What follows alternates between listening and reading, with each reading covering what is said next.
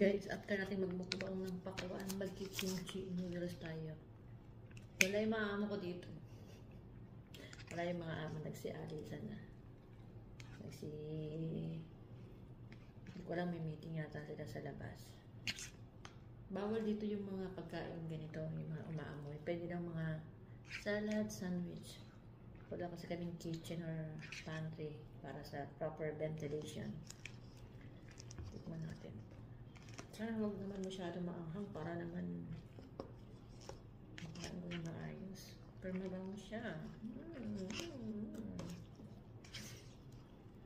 Unang subo para sa inyo.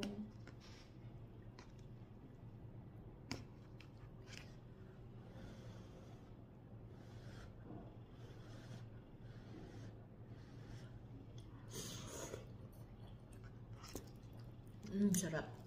Hindi siya maanghang.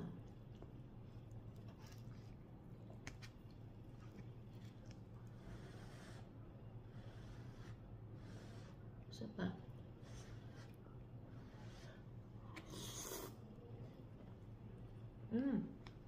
Masarap pala to.